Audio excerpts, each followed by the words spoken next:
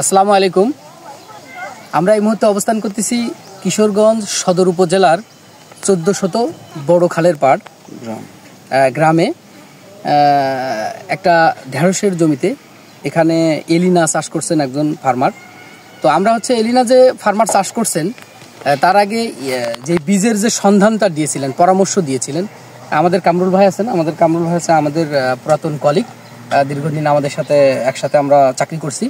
তো কামরুল ভাই প্রথমে আমার কাছে জিজ্ঞাসা যে ভাই এরকম একটা ঢেঁড়স চাষ করতে চাচ্ছে একজন, তো কি বীজ দেওয়া যায়।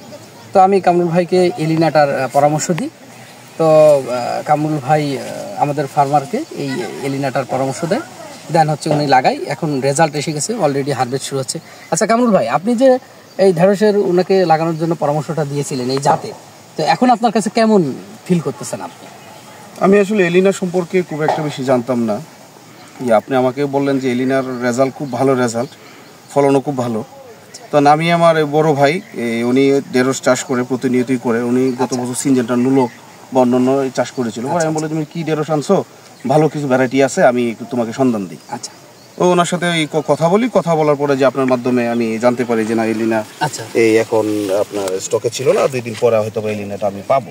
আচ্ছা, তো পরে আমি ওনার সাথে বড় ভাইয়ের সাথে কথা বলে পরে আমি আপনার এই যে সংগ্রহ করি, রফিক সাহেবের সাথে কথা বলে পরে আমি বীজটা আপনার সংগ্রহ করি। এখন আপনার কাছে কি মনে হচ্ছে ঢেঁড়সটা? জমি দেখে তো আমার ভালো মনে হচ্ছে, আমি সুন্দর মনে হচ্ছে আর কি।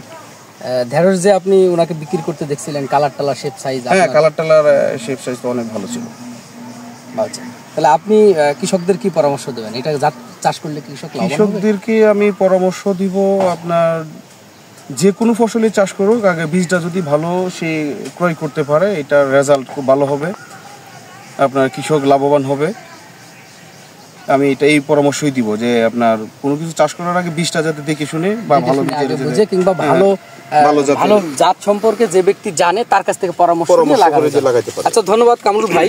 আমাদের সাথে আমাদের এই জমি যে চাষ করছেন ভাই অলরেডি চলে এসেছেন। ভাইজান, আপনার নামটা একটু বলবেন? আমার নাম মোহাম্মদ ইসমাইল ভাই। ইসমাইল ভাই, আচ্ছা ইসমাইল ভাই, এই এখানে কি ঢেঁড়স লাগিয়েছেন? ভাই এলিনা। আপনি কার পরামর্শ লাগিয়েছেন? এই যে আমার এক ছোট ভাই কামরুল ভাইয়ের মাধ্যমে। আচ্ছা, কামরুল ভাই পরামর্শ দিয়েছিল, দেন আপনি এটা লাগাইছেন এবং এই বীজটা আসতে 2-3 দিন সময়ও লাগছিল, তাই না? জি। আচ্ছা, তো এখন কি অবস্থা? আপনি কতবার তুলছেন? এখন ভালো, এখন মনে করেন যে আমি 5-7 বার উঠাইছি, আজকে উঠাইছি। আচ্ছা, আপনি প্রথম কত টাকা কেজি বিক্রি করছেন? প্রথম বিক্রি করছি আপনার প্রায় 100 টাকা, মানে বেশি বাজারটা পাই নাই আমি, মানে কমে পাইকারি দরে 100 টাকা বিক্রি করছি। আপনি যে বাজারে ঢেঁড়সটা নিচ্ছেন, অন্যান্য জাতেরই তো ঢেঁড়স আছে, ওইটার এটার কি কোনো পার্থক্য আছে? হ্যাঁ, পার্থক্য আছে। আমার লাগে অন্য রকম মিলে না, আমার ভালো বেশি ভালো বেশি। দামের কি কোনো পার্থক্য থাকে? ওনার থেকে আমি 20 টাকা বেশি বেচতে পারি। আপনি পার কেজিতে 20 টাকা বেশি বিক্রি করেন? আচ্ছা, তাহলে বাংলাদেশের অনেকেই তো ঢেঁড়স চাষ করে, তো তাদেরকে আপনি কি পরামর্শ দেবেন?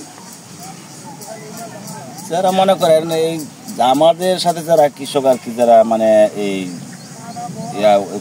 পরামর্শ নেয়, আমি এই জন্য এটা করছি, যখন আমি এটার পরামর্শ দিই আর কি যে এটা ফলনটা ভালো, এটা করলে তুমিও লাভবান হবে। যে আমার এক ভাইয়েরও দিয়ে দিছি এই বীজ, আমার এক ভাইয়ের এই বন্ধু লাগাইছি, অল্প জায়গা লাগাইছি, 1 কাঠা, তারও একই রেজাল্ট।